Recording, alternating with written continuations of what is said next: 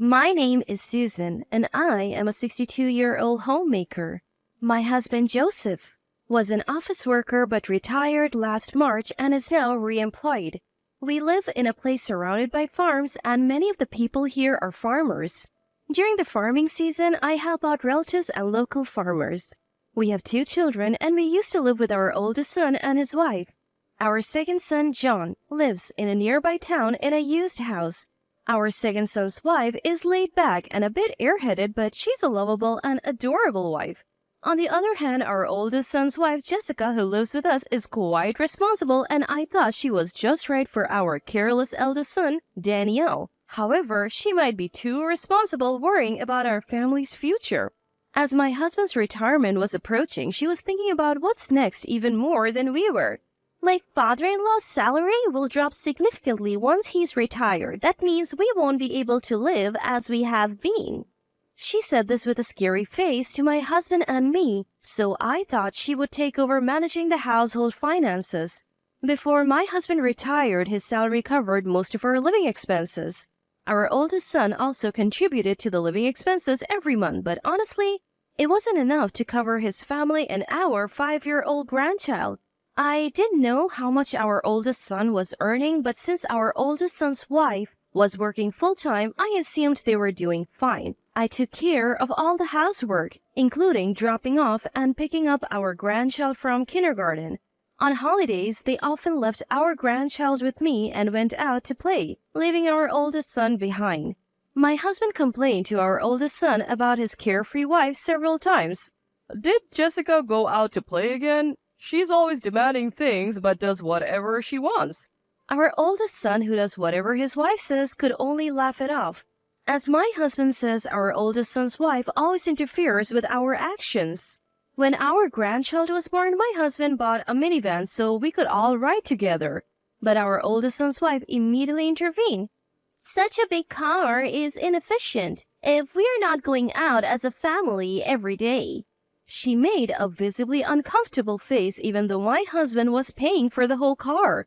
However, when the car was delivered, our oldest son's wife started using the minivan as the main vehicle, and even the gas card was in my husband's name. If we planned to go to a resort as a family on a weekend, our oldest son's wife would get angry on the day. I'm going out with my friends today, so I will use the minivan. Once she said that, she never changed her mind, and our oldest son's wife ended up using the minivan. It was strange that our oldest son's wife, who was so against buying the minivan, was the one using it the most. Our oldest son was even more interfered with, becoming like a servant to his wife. When our oldest son went to a dinner party with his colleagues shortly after they were married, his wife was furious when he returned home. If you are going to be late, let me know in advance. The oldest son had mentioned a dinner party earlier, but his wife Jessica seemed to have completely forgotten about it. Even when my husband and I intervened, trying to soothe Jessica, her anger did not subside. My life's rhythm gets thrown off, so from now on, no more dinner parties. It was a selfish demand, but since our oldest son has a quiet nature, he silently agreed without arguing. Watching Jessica berate our oldest son, even in front of her father-in-law and mother-in-law, I felt anxious, thinking that this marriage was a mistake. Our oldest son's salary is entirely controlled by Jessica, and he receives only a small allowance. I felt sorry for him having to pay for his lunch from that little money, so I gave him a lunchbox. Jessica didn't seem to like the lunchbox either and complained to me. Don't send him off with a lunchbox without asking me. It affects our budget. I was so frustrated that I snapped back at her. The lunchbox's ingredients were bought with Joseph's money. So Jessica, don't interfere. Stunned by my words, Jessica couldn't argue back and reluctantly accepted the lunchbox for our eldest son. We were also taken aback by Jessica's attitude when our grandchild was born. During childbirth, Jessica had returned to her parents' house, and even after coming back, she seemed to have little interest in caring for the baby. Since I adored my grandchild, I looked after him all day, but Jessica laughingly said to me, "Mother-in-law, you should thank me. You can take care of your grandchild because of me." Seeing Jessica speak so arrogantly, I realized that she was different from us because Jessica doesn't care for the grandchild. He does not bond with her at all. Whenever something happens, the grandchild clings to me or my husband, And Jessica didn't find that amusing either. Even for kindergarten events, Jessica would show reluctance and say it's bothersome. Mother-in-law can go, right? It's none of my business. Although she probably wants to get along with her child, Jessica just can't make it work. Recently, she apparently went to pick up her child from kindergarten, a rare occasion, but he cried, saying he didn't want to go home with her.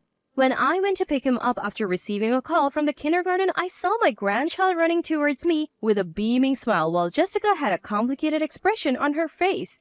Lately, Jessica's main concern is about my husband and me after retirement. We had been telling our oldest son and Jessica for quite some time that my husband will be rehired after retiring, but Jessica always worried about his salary decreasing. I finally decided to propose something to Jessica. If Joseph is rehired, shall we leave the household finances to you, Jessica? Jessica glared at me with a fierce look, but after thinking for a moment, she answered, "So you mean that I will be in charge of this house?" I nodded. That was my intention. Oldest son's wife, looking perplexed, nevertheless smiled and said, "I understand from now on I will take charge of everything." Her smile was airy. But starting in April, when my husband was rehired, we decided to entrust the household finances to our oldest son and his wife. From the next day, the oldest son's wife handed me papers to record the utilities, monthly payments, and food expenses individually. The monthly payments could be seen on our banking cards, but the food costs were only roughly known. When I filed in an approximate amount, the oldest son's wife yelled at me, "You have been buying groceries like this? How pathetic. You are a typical incompetent housewife."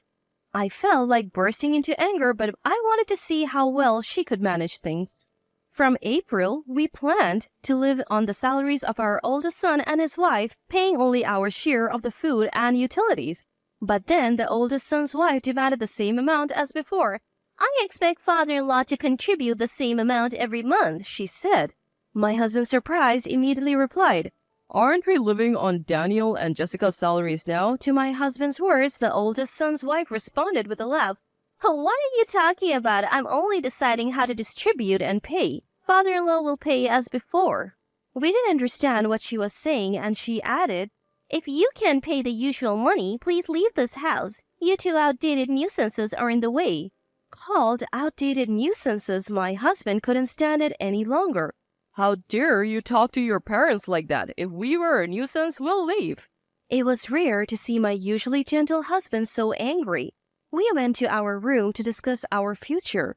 I was worried about what we would do if we left, so I asked my husband, "What will we do if we leave this house?" My husband replied calmly, as if his earlier anger was a lie. "We plan to go to John's house. I've already talked to him." Surprised by his unexpected words, my husband continued with a happy face, "Let's give that arrogant oldest son's wife and sloppy Daniel a taste of their own medicine." I still didn't understand what my husband was saying, but I decided to trust him. Our oldest son, who had heard that his wife wanted us to leave, was panicking alone. And, unable to stop her, a truly pitiful son. My husband had already begun preparing for the move, and I started packing too. The oldest son's wife, a little surprised to see that we were really moving, kept making snide comments as we packed. "Be prepared. I'll throw away all the stuff you leave behind. You outdated nuisance couple are slow in preparing for the move."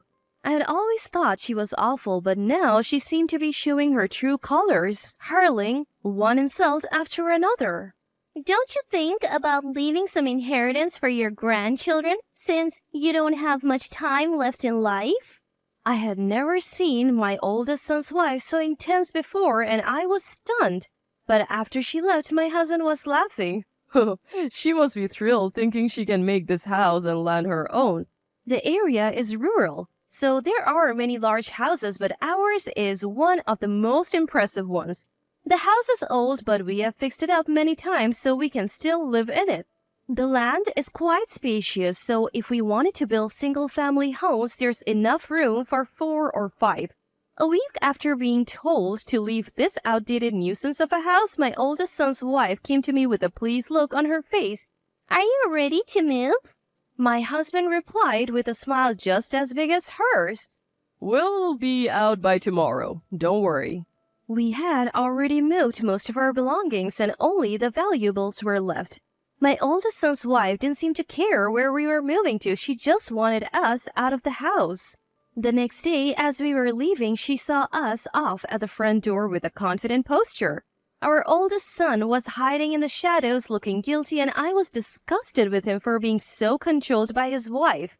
Our grandchild didn't seem to know I was leaving and was crying in his father's arms. Leaving the house wasn't that sad, but I felt like crying for our left-behind grandchild. We headed straight to our second son's house and began unpacking. In stark contrast to my oldest son's wife, my second son's wife is always smiling and makes everything fun. When my second son got married, he bought a used single-family home and my husband helped financially. The house was too big for just the two of them, so I once asked him, "Why did you need to buy such a big house?"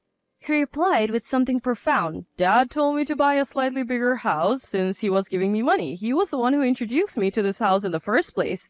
I wondered why my husband had found a house big enough for two families when we already had our own. Looking back, was he anticipating being kicked out of our house? My second son and his wife, who don't have children yet, were living alone in this big house. They said they had been lonely, but now it would be livelier with us around. My second son's wife works but takes care of the housework and everything was in order. When I offered to help, she shyly asked, I'm bad at cooking, so I would like you to teach me, mother-in-law." My second son, who had been listening, said with an exasperated face, "That's right. My wife's cooking has a strange and mysterious taste, so please teach her properly, Mom." Indeed, the meal my second son's wife made that day was all dishes we had never seen before, and both my husband and I were surprised. A month after moving, we had heard nothing from our oldest son, and we had settled into life in our second son's house, as if we had always lived there. However, a few days later, I received a panic call from my oldest son's wife. "Mother-in-law, the neighbors are talking about church donations and stuff. And someone claiming to be father-in-law's nephew told us to leave the house. What's going on?" My oldest son's wife seemed confused, and I was equally baffled by her one-sided rant. I tried to calm her down. She still seemed panicked, but something occurred to me. For generations, the people living in that house had served as church elders for a nearby church, and we had to collect donations every year. I remember my husband and I splitting the task and going around the neighborhood to gather contributions. We were also responsible for managing a nearby communal cemetery, collecting maintenance fees, taking care of the grounds. My husband, overhearing my conversation with my oldest son's wife, grabbed the phone and yelled at her, "Our family has been the landlords of that area for generations, so we had to take care of everything." He continued with a triumphant look on his face. "I forgot to mention, but that house and land aren't mine. They belong to my brother, but now his son, my nephew, has inherited them." I didn't know all the details, but I knew we were only borrowing the place. According to my husband, we were living rent-free in exchange for him taking over the church elder duties and cemetery management for his nephew. My husband had been covering the property taxes, and the maintenance must have been a relief for the nephew. For my husband, it was not only for the sake of his distant living nephew, but also to preserve the family home passed down through generations. With my husband's explanation, my oldest son's wife seemed to grasp the situation, and she snapped back at him. "I understand about the church, but why are we being told to leave?" She yelled without flinching. My husband explained with a sly smile. "For quite some time, there has been a talk of developing the area around the house into residential land." It seems the nephew had been holding off on the development out of consideration for us, but since we were kicked out, he told the nephew it was okay to proceed. The nephew was also furious after hearing about my oldest son's wife's heartless actions. Since she wouldn't take on the church elder or cemetery management duties, the nephew saw no need to be considerate and suddenly demanded that she vacate the house. Listening to this, I understood why my husband had encouraged our second son to buy a large house. Either way, my husband had been thinking that we would eventually have to leave that house, and he probably chose our second son as a cohabiting partner over our unreliable oldest son. From my perspective, both were unreliable, but comparing the two wives, a difference emerged. The calculating oldest son's wife, realizing she was at a disadvantage, quickly hung up. That night, My oldest son and his wife came to our second son's house, and my oldest son's wife asserted their rights. Since we are living in that house now, father-in-law will find us a replacement, and of course he will pay the rent. My husband and second son were about to explode with anger at the selfish demands of my oldest son's wife, when my second son's wife interjected with an unrelenting comment. Jessica, we bumped into each other in a strange place the other day, didn't we? At this sudden and inexplicable remark, my second son looked ready to erupt in anger, but his wife showed everyone her mobile phone. On the screen was an image of my oldest son's wife arm in arm with a man none of us had ever seen before. The moment she saw the picture, the color drained from my oldest son's wife's face. The second son's wife continued to press her. I work near that spot, so I have seen you there a few times, she said, showing more pictures one after the other. My oldest son's wife's previous bravado was gone, and she looked down trembling. Even my unreliable oldest son couldn't hold back and yelled, "You've been cheating on me?" Normally, one would give up at this point, but my oldest son's wife wasn't silent. That's right, I have been cheating. If you didn't have any assets, I would have never married a man like you. Whether defiant or proud, my oldest son's wife spat out her usual harsh words and left with one last parting shot. A man without a house or land, I'll be the one to break up with you. Without a single word of apology, she left my second son's house. Afterwards, my oldest son and his wife officially divorced. He took custody of their child and substantial compensation was demanded. With the evidence photos taken by my second son's wife, there was no way to deny it. My oldest son rented an apartment and lived with his child. But since we live nearby, I go over to take care of my grandchild. I was worried. They might be lonely without their mother, but they seem happier and more energetic without their disliked mother around. My oldest son's wife, after the divorce and losing the compensation money, borrowed money from her lover and was pressured to repay it, so she fled somewhere. It was probably good for my oldest son to part ways sooner, and all of this was thanks to my second son's wife's efforts. We recently found out that my second son's wife is expecting a baby. Though she often seems absent-minded, it turns out she's the most responsible of all, and I'm sure she will be a great mother. I'll have to take care of 2 grandchildren now, so I want to keep doing my best.